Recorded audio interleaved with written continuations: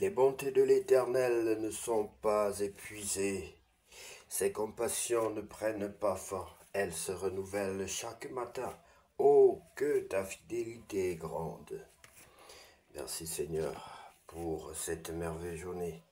Bonjour bien-aimés, c'est l'heure de la prière et de la repentance. En ce vendredi 4 juillet 2025, prière du matin. Prions ensemble bien-aimés. Père Céleste, en ce nouveau matin, je te rends grâce pour le souffle de vie, pour la lumière du jour et pour la paix que tu offres à ceux qui te cherchent. Je te confie cette journée avec ses défis, ses joies et ses surprises. Guide mes pensées, oriente mes pas et remplis mon cœur de ton amour. Sois ma force dans la faiblesse, ma sagesse dans l'incertitude et ma paix au milieu du bruit. Seigneur, donne-moi un regard pur, un cœur compatissant, des paroles qui bénissent et des mains prêtes à servir. Je choisis aujourd'hui de marcher dans la foi, d'aimer malgré les obstacles et de semer la paix autour de moi. Ta parole déclare dans le livre de Lamentations, chapitre 3, que tes bontés ne sont pas épuisées, tes compassions ne prennent pas fin, elles se renouvellent chaque matin. Oh, que ta fidélité est grande. Bien-aimés, soyez bénis. Chaque matin est une promesse. Dieu est là, fidèle, aimant, constant. Peu importe ce qui est à laisser aujourd'hui.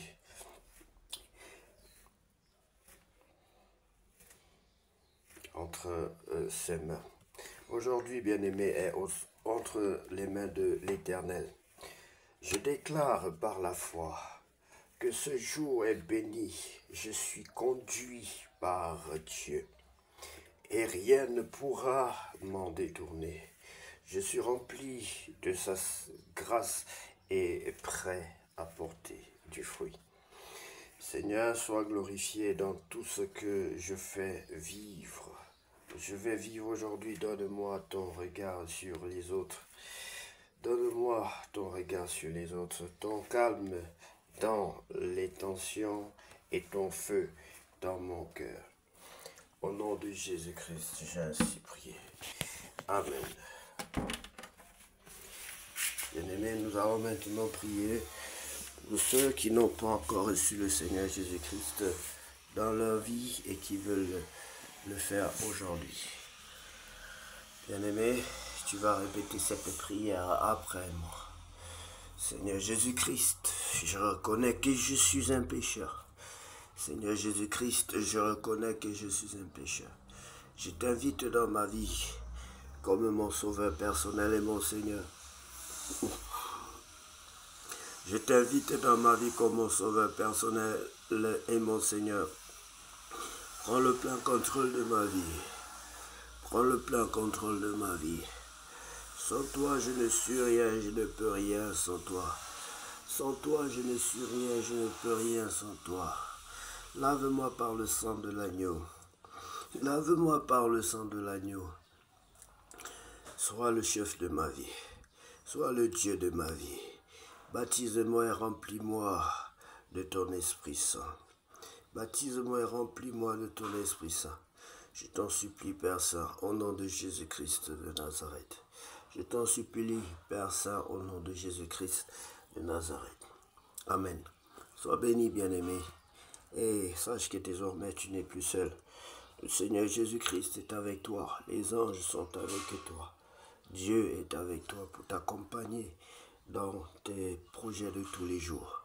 Pour grandir dans la foi, bien-aimé, nous devons demeurer en Dieu. Et demeurer en Dieu, c'est demeurer dans sa parole, car la parole de Dieu est Dieu. C'est de demeurer dans la parole de Dieu, car la parole de Dieu est Dieu. Et ce matin, nous allons lire la parole de Dieu dans le livre de 2 Samuel chapitre 7. Lisons ensemble, bien-aimés. David projette de bâtir une maison à l'Éternel Alliance de Dieu avec David. Lorsque le roi habita dans sa maison et que l'Éternel lui eut donné du repos après l'avoir délivré de tous les ennemis qui l'entouraient, il dit à Nathan le prophète, vois donc, j'habite dans une maison de cèdre et l'arche de Dieu habite au milieu d'une tente.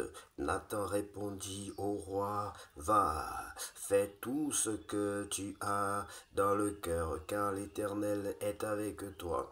La nuit suivante, la parole de l'Éternel fut adressée à Nathan. Va dire à mon serviteur David, ainsi parle l'Éternel, est-ce toi qui me bâtirais une maison pour que j'en fasse ma demeure? Mais je n'ai point habité dans une maison depuis le jour où j'ai fait monter les enfants d'Israël hors d'Égypte jusqu'à ce jour. J'ai voyagé sous une tente et dans un tabernacle.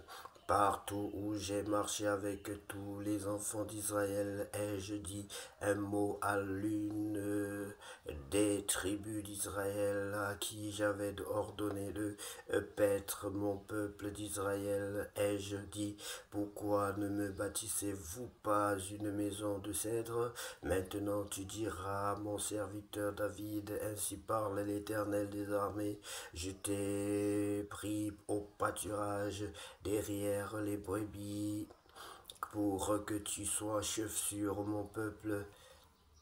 Dieu lui rappelait de temps en temps, bien-aimé, d'où il vient. Et c'est important que nous le sachions. C'est pour tuer l'orgueil. C'est pour nous interpeller à éviter d'être orgueilleux. J'ai été avec toi partout où tu as marché. Amen. Oui, bien-aimé, David a souffert. Il est allé de forêt en forêt, de région en région, fuyant Saül. J'ai été avec toi partout où tu as marché. J'ai exterminé tous tes ennemis devant toi, et j'ai rendu ton nom grand comme le nom des grands qui sont sur la terre. J'ai donné une demeure à mon peuple, à Israël, et je l'ai planté pour qu'il y soit fixé et ne soit plus agité, pas pour que les méchants ne l'oppriment plus comme auparavant et comme à l'époque où j'avais établi des juges sur mon peuple d'Israël. Je t'ai accordé du repos en te délivrant de tous tes ennemis.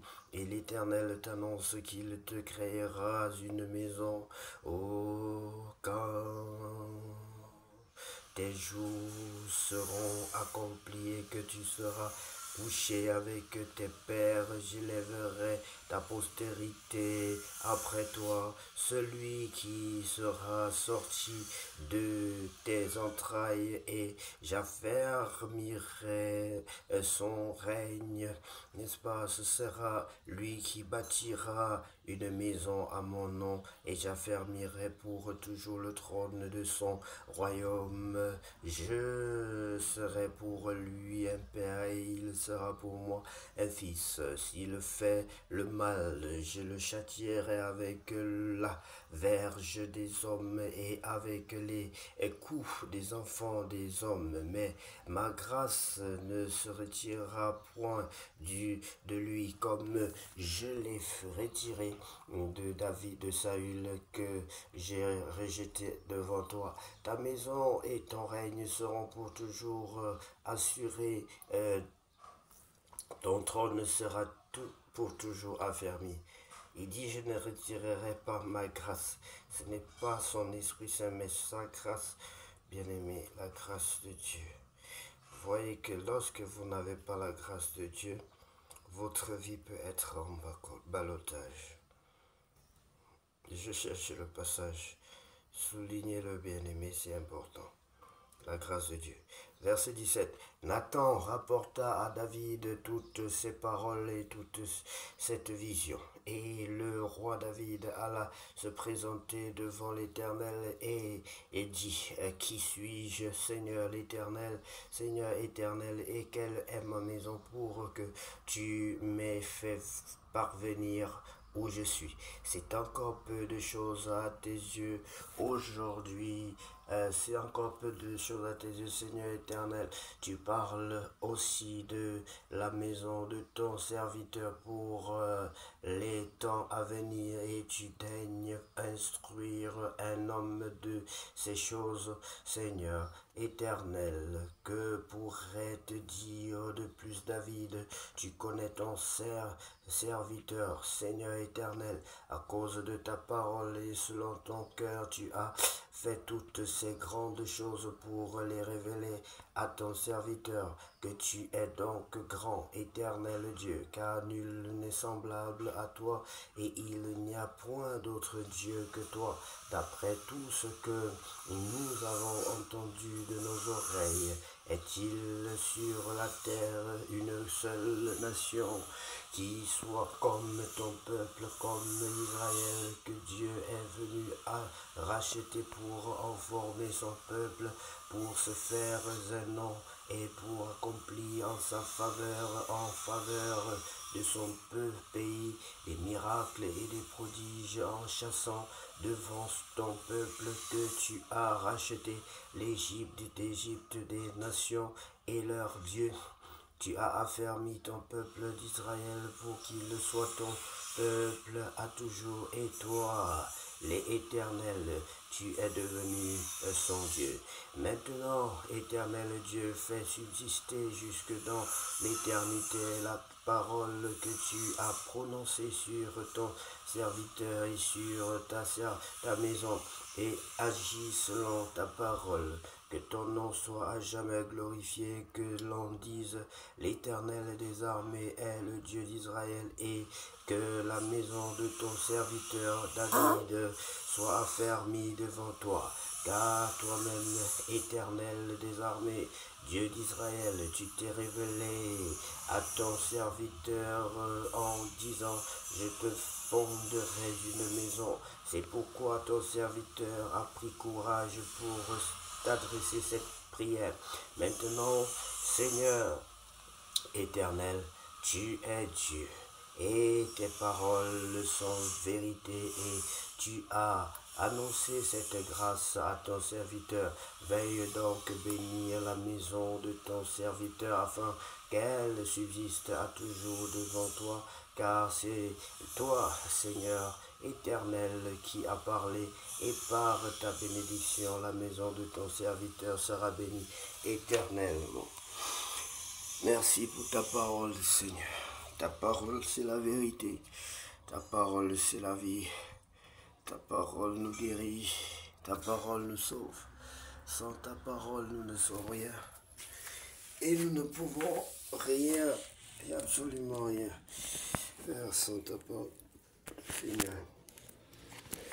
Qu'à toi seul revienne la gloire, la puissance et l'honneur pour tous les siècles. Amen. Seigneur Jésus,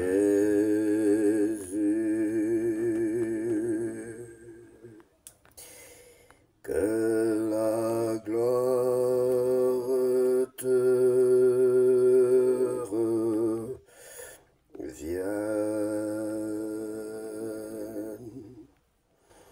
que la gloire te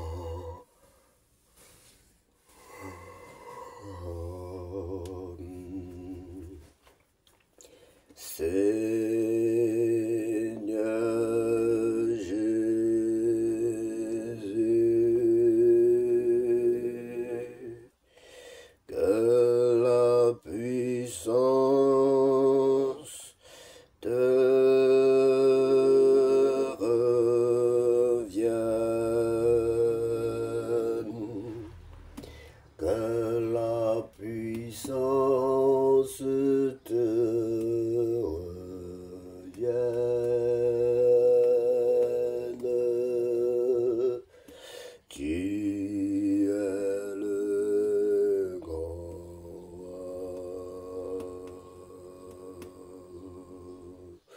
C'est